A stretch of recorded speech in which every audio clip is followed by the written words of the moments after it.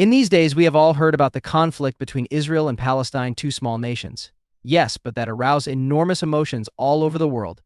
It is not only about lands or ideologies, but a profound history that has centuries of tension and identity for both sides.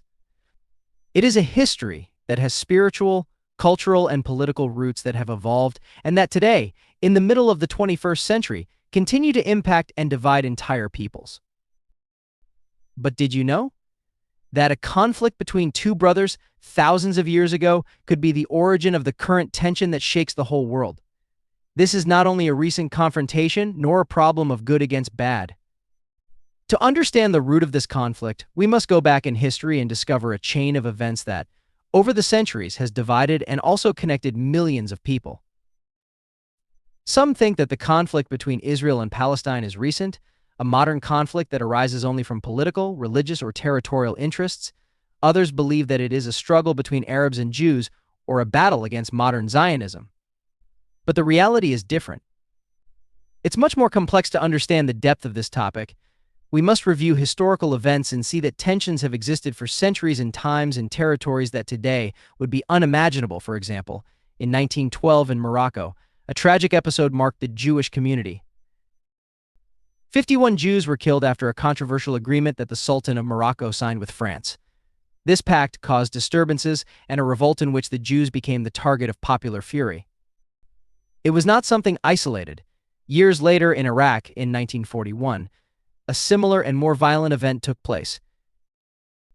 El Farout, a pogrom or uprising in which more than 200 Jews were killed and thousands wounded, while their houses were looted and burned.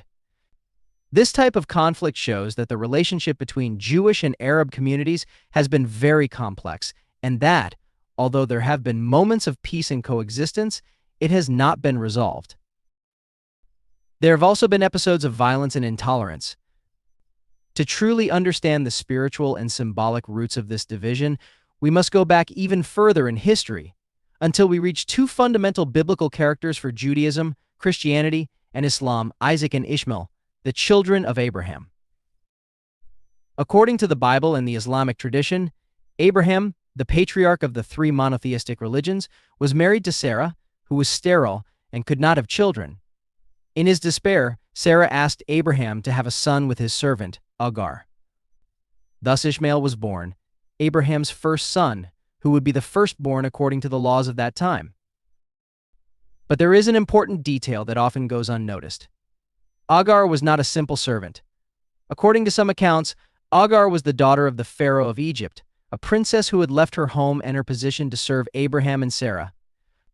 This noble origin of Agar gives Ishmael a unique identity, a combination of divine lineage by Abraham and Egyptian royal inheritance. This means that Ishmael, since his birth, was a descendant of two great lineages, Abraham and the Egyptian pharaohs. So Ishmael and his descendants, in the Islamic tradition, are associated with the Arab civilization and later with Islam. Everything indicated that Ishmael would be Abraham's heir, and that through him the divine promises that God had made to Abraham would be fulfilled. This would have been a perfect union between two worlds. However, history takes an unexpected and dramatic turn. After years of sterility, when it seemed impossible, God makes Abraham a surprising promise.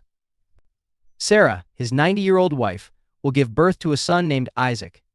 This son would be, according to the divine promise, the legitimate heir and who would carry the blessing of Abraham.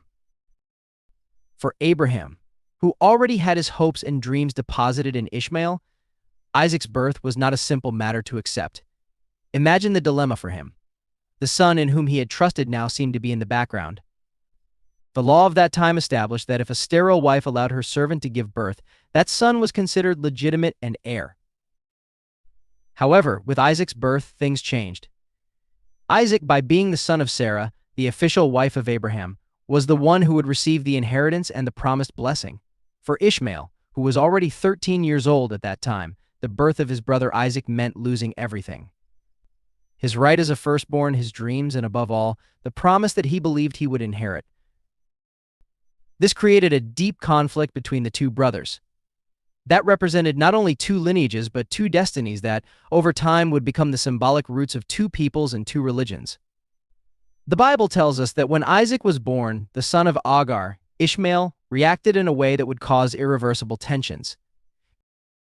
The text says that Ishmael laughed, but what exactly does that expression mean? Learn more at www. Jesus never existed. This is where the interpretations arise, and one of the most important comes from the Rabbi Shimon Bar Yochai, the author of the Zohar. He explains that Ishmael's laughter was a mockery, a defiant attitude. According to this interpretation, Ishmael laughed at the joy of others at the birth of Isaac and said, "Why do they celebrate so much? I am the firstborn. I am the true heir." For Sarah, this behavior was not tolerable. At that moment, she decided to ask Abraham to expel Agar and Ishmael from his house. Sarah was clear when she expressed that the son of this deer will not inherit with my son Isaac. This dispute was not only a matter of jealousy, but a profound fight over who would receive the inheritance and the promise of Abraham, the pact that God had made with him. For Ishmael, the very existence of Isaac symbolized the loss of his right to primary birth. Isaac meant losing everything. This conflict between brothers and sisters continued. It's different, for example, from the dispute Isaac's children had in the next generation. Jacob. Although Jacob and Esau also fought for primogeniture, they recognized the existence of the other and accepted that both had legitimate rights. Esau represents Rome and, by extension, Christianity. It is interesting how the descendants of Jacob and Esau, who in the Jewish tradition are Judaism and Christianity, share a common foundation and have a common mother. Although there were conflicts, Isaac's two sons were able to recognize their differences, and in some moments of history, they talked about them. Those differences allowed at least a coexistence. With Islam, however, the relationship has been different. Unlike Christianity, Islam does not share that same common base with Judaism. In the Islamic vision, the Jews altered the Torah, and that is why a new revelation was necessary, the Quran. According to Islam, who was sacrificed by Abraham was not Isaac, as the Jewish tradition says, but Ishmael. While Christianity recognizes the biblical history of Israel, and in general, affirms that it is valid but incomplete, Islam has a more radical position. The Torah and the Jewish prophets were corrupted, and the election of Israel as the chosen people was replaced by the Islamic community.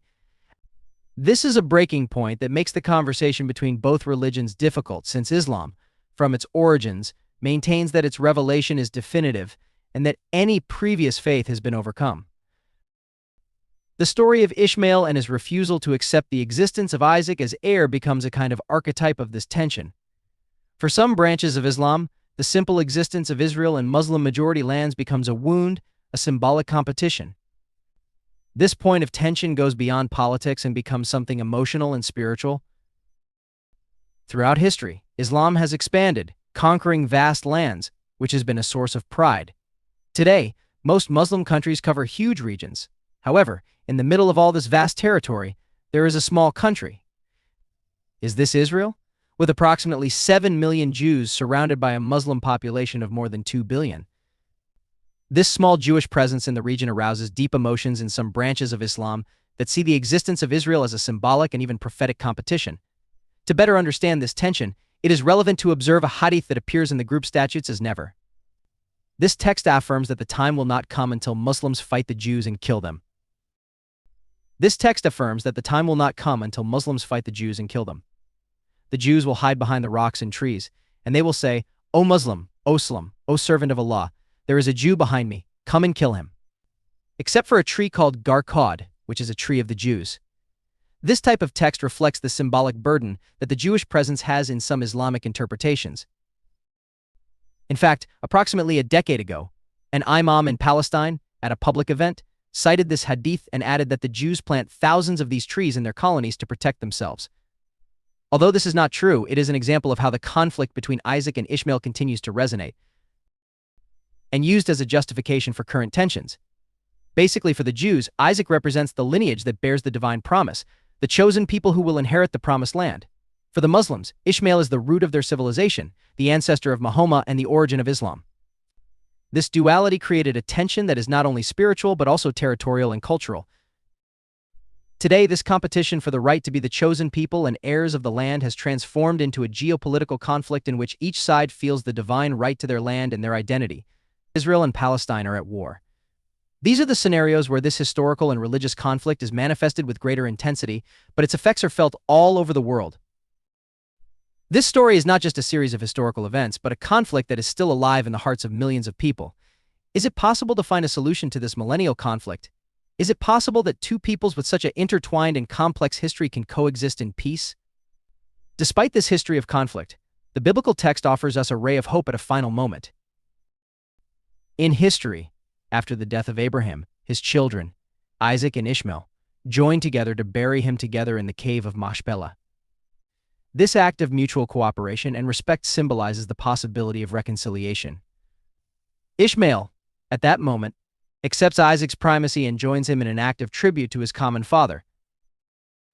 According to the Jewish tradition, this prophetic act tells us that in the last times, the people of Ishmael, represented by Islam, will recognize the value of the lineage of Isaac and his spiritual inheritance. Today, there are branches of Islam that are willing to recognize the common roots that both peoples and religions share. This act of Isaac and Ishmael burying their father Abraham together is a symbol of reconciliation that gives us hope. It is a sign that, despite the differences, both peoples can recognize that they share the same root, the same father. For Judaism, this means accepting that other religions also have a great spiritual and historical value, although they are not part of their tradition. For its part, Islam could recognize, as some of its most mystical branches do, such as Sufism, that the Jewish people have an important role and a light to share with the world. The problem today is that the extremist voices on both sides are the ones that dominate the covers and the public discourse. These voices polarize and amplify the divisions, while the more moderate branches that seek dialogue have less prominence. However, our hope is that, like Isaac and Ishmael at the time, the descendants of both can bury the divisions with their own voices and find a common path of respect and understanding. Because in the end, Abraham loved them both and prophetically understood that both Isaac and Ishmael would have a role in the expansion of monotheism in the world. This has been a journey through the prophetic history of Isaac and Ishmael and how their decisions and conflicts continue to resonate in the current world. If you like this video and want to see more content like this, give it a like and subscribe to the channel. Leave us your thoughts in the comments. Do you think it is possible for these two branches to reconcile again, as Isaac and Ishmael did at the end of their lives? We'll see you in the next video. May God bless you and always protect you. Amen.